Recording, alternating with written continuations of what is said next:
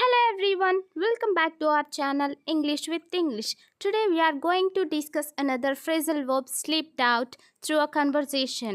Slipped out means jarukonuta. Let's start the conversation. Kiran, hey Neha, where is John? Hey Neha, John ekkada? Neha, he said he had a stomach ache. అతను ఏం చెప్పాడంటే అతనికి కడుపులో నొప్పిగా ఉంది అని. Kiran, no Neha, he has no pain in he stomach, he lied to you. లేదు నేహా, అతనికి కడుపులో నొప్పి ఏమీ లేదు, అతను నీకు అబద్ధం చెప్పాడు. Neha, what and why did he lie to మీ?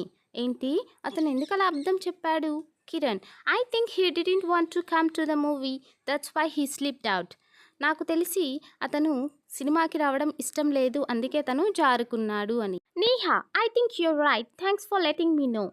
నాకు తెలిసి నువ్వు చెప్పేది నిజమే, నాకు తెలియజేసినందుకు ధన్యవాదాలు. Thank you for watching. For more interesting videos please do like, share and subscribe to our channel English with English.